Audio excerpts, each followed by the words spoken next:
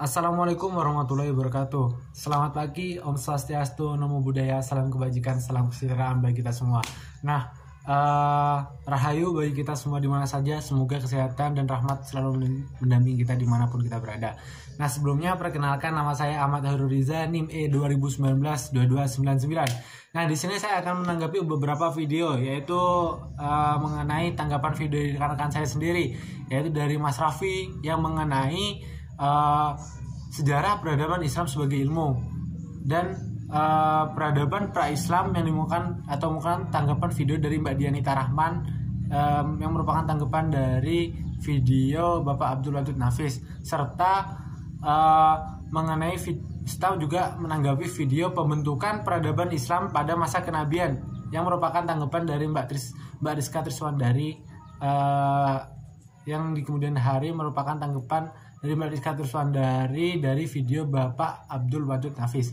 Nah, langsung saja untuk menyingkat waktu, saya akan mengulas satu demi satu. Nah, di sini saya untuk yang pertama adalah mengulas mengenai tanggapan dari video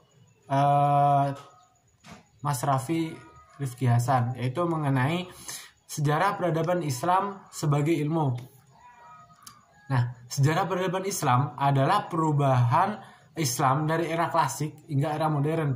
Dengan mempelajari peradaban Islam kita dapat mengetahui apa sih yang dihasilkan dari perkembangan Islam dari zaman Nabi hingga saat ini.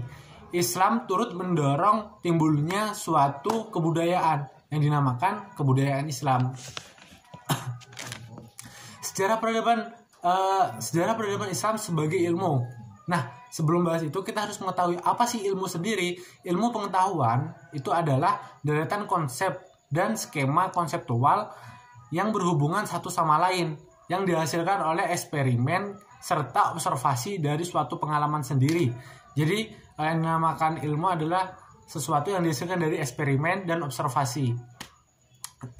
Dalam ilmu pengetahuan, kita itu dapat mempelajari konsep, skema, ilmu sosial, agama, budaya, dan lain-lain. Bahkan ilmu perpolitikan pun juga diajarkan. Kriteria ilmu pengetahuan sendiri ialah memiliki objek yang jelas. Jadi suatu ilmu pengetahuan itu juga harus memiliki objek yang jelas. 2. Memiliki metode yang digunakan. 3. Mengkaji sejarah peradaban Islam sendiri. 4. Menggunakan pemikiran rasional. Jadi untuk ilmu pengetahuan itu melakukan observasinya ataupun penelitiannya itu harus menggunakan pikiran yang rasional, bukan menggunakan pikiran yang irasional. 5. Mengulas sebuah fakta. Dan yang terakhir adalah memiliki tujuan yang jelas. Apa sih manfaat mengkaji sejarah peradaban Islam sendiri? Ada beberapa manfaat yang dikemukakan oleh Mas Raffi Rifki Hasan mengenai manfaat mengkaji sejarah peradaban Islam. Antara lain, 1. Dapat mengedukasi ilmu yang kita dapat di kehidupan sehari-hari. Jadi kita itu dapat menerapkan ilmu yang kita peroleh setelah mempelajari peradaban Islam itu dalam kehidupan sehari-hari. 2. Mendapat inspirasi dari mempelajari ilmu peradaban Islam itu sendiri. Nah, yang selanjutnya nih, saya akan mengulas atau memberi tanggapan mengenai video dari Mbak Dianita Rahman, yaitu mengenai peradaban pra-Islam. Apa sih peradaban pra-Islam? Terus bagaimana sih, ada apa sih di dalam peradaban pra-Islam? Nah, langsung saja akan saya jelaskan. Peradaban pra-Islam sendiri adalah kebudayaan yang timbul oleh perkembangan Islam. Peradaban yang timbul oleh atau kebudayaan yang timbul oleh perkembangan Islam sendiri. Peradaban bangsa Arab pra-Islam, jadi peradaban bangsa Arab pra-Islam yang disebut periode jahiliyah. Jadi kan tadi saya bilang kebudayaan yang timbul sebelum perkembangan Islam. Jadi sebelum Islam masuk, di bangsa Arab itu ada sebuah kebudayaan dinamakan periode jahiliyah. Adalah bukti adanya sebuah kebudayaan Arab yang mendahului datangnya kebudayaan Islam sendiri. Periode tersebut menyaksikan puncak sebuah peradaban tersendiri di kawasan antara kedua imperium, yaitu Bizantium dari Asia Kecil dan Imperium Sasan dari Persia. Kondisi sosial budaya sebelum Islam masuk itu seperti apa? antara apa sih kondisi sosial budaya atau bagaimana? Nah, kondisi sosial budaya sebelum Islam masuk antara lain satu, penyembahan patung, yaitu penyembahan patung-patung berhala. Kedua, penguburan anak perempuan. Nah, hal ini dilakukan karena pendapat masyarakat Arab atau pandangan masyarakat Arab bahwasanya anak perempuan itu merupakan aib keluarga. Jadi kebiasaan masyarakat Arab ketika melahirkan anak perempuan ada yang dikubur secara hidup-hidup ataupun dijadikan budak. 3. Budak diperlakukan secara tidak manusiawi. Jadi budak di sini diraih atau diperoleh dari orang-orang yang diperjualbelikan ataupun mereka yang kalah dalam berperang. 4. Suka berperang oleh sebab kecil. Jadi kebiasaan masyarakat Arab itu banyak terjadi konflik, bahkan oleh sebab kecil pun mereka tuh melakukan peperangan. 5. Suka minum khamar atau minuman keras. 6. Pergaulan bebas. Kondisi religius keagamaan pra-Islam. Jadi sebelum Islam masuk tuh kondisi religius keagamaan itu seperti apa? Nah, di sana sendiri tuh kondisi religius keagamaannya antara lain 1. Fatalisme. 2. Paganisme. 3. Allah sebagai super Tuhan. Dan yang terakhir ada monoteisme. Nah, apa sih fatalisme sendiri? Yaitu mereka yang meyakini hidup seiring berjalannya waktu. 2. Paganisme, yaitu mereka yang menyembah berhala, patung-patung.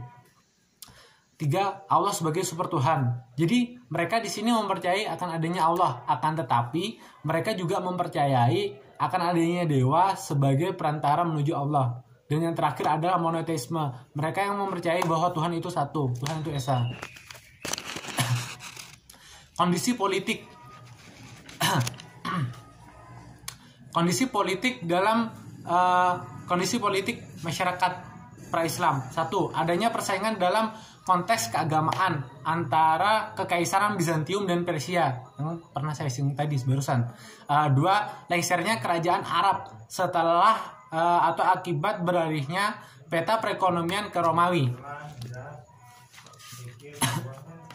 Nah, selanjutnya saya akan membahas mengenai, dan yang terakhir nih, pembahasan mengenai tanggapan dari Mbak Rizka Triswandari, yaitu mengenai pembentukan peradaban Islam pada periode atau masa kenabian. Apa sih di dalam pembentukan peradaban Islam pada masa atau fase kenabian? Apa sih yang dilakukan Nabi? Nabi itu melakukan 2 fase. Di masa kenabian itu ada 2 fase, yaitu masa Mekah dan masa Madinah. Fase Mekah sendiri ada beberapa hal yang dilakukan, antara lain 1. Metode dakwah Nabi SAW. 2. Konten dakwah di Mekah. 3. Bentuk pendakwahan Nabi. Dan yang terakhir adalah faktor penolakan dakwah Nabi sendiri. 1. Metode dakwah Nabi. Yang pertama, metode dakwah Nabi adalah secara rahasia atau sembunyi-sembunyi. Dan yang kedua adalah dilakukan secara terang-benerang. Dilakukan secara terang-benerang, hal ini dilakukan ketika Umar bin Khattab sudah masuk Islam. Dan yang terakhir adalah terang-terangan di luar kota Mekah. 2. Konteks dakwah Nabi sendiri yang ada di dalam kota Mekah, yaitu 1. Pendidikan tauhid, yaitu mengajarkan Allah itu esa. 2. Mengajarkan Al-Quran. 3. Bentuk penolakan dakwah Nabi. Penolakan dakwah Nabi sendiri itu dibagi menjadi 3, yaitu penolakan secara lunak, penolakan secara semi lunak, dan penolakan secara kasar atau keji. 4. Faktor penolakan dakwah Nabi sendiri. Nah, jadi masyarakat Arab ini nggak langsung merta mereka menerima dakwah Nabi, akan tapi mereka juga menolaknya dikarenakan beberapa hal, antara lain bidang politik, kekuasaan, sosial, agama, dan keyakinan. Seperti yang saya jelaskan di beberapa materi lalu, bahwasanya sebelum Islam masuk sudah ada beberapa agama dan keyakinan di masyarakat dan Arab sendiri.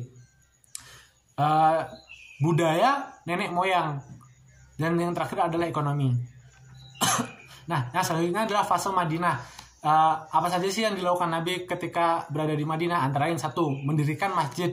2. Mempersaudarakan kaum Ansor dan kaum Muhajirin. 3. Meletakkan dasar-dasar politik, ekonomi, sosial, dan lain-lainnya kepada masyarakat yang ada di Madinah. 4. Mengadakan perjanjian pada seluruh penduduk Madinah. Dan yang terakhir adalah memperkuat kekuatan militer. Langsung saja.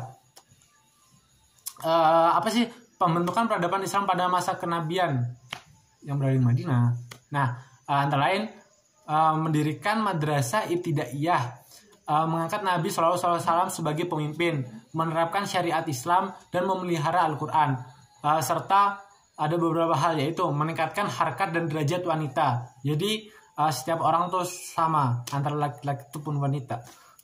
Mengajarkan baca dan tulis, membangun masjid, mengembangkan sastra, menghapuskan perbudakan, serta perkembangan taktik perang dan diplomasi luar negeri. Nah, untuk penghapusan perbudakan sendiri itu sudah dianjurkan oleh Rasulullah SAW dan dilanjutkan hingga saat ini. Walaupun alhamdulillahnya untuk masa-masa sekarang ini insya Allah sudah tidak terjadi perbudakan lagi. Pengembangan peradaban Islam di masa kenabian yang dibangun Nabi Muhammad SAW, dapat kita ambil kesimpulan itu terdapat dua fase, yaitu fase Mekah yang mengajarkan atau berfokus pada pengajaran bahwa Allah itu Esa, Allah itu satu, dan fase Madinah yang mengajarkan pentingnya cinta tanah air, cinta sesama saudara, dan cinta terhadap negara, serta saling membantu saling membantu antar saudara walaupun beda agama, ras, suku, dan lain-lainnya.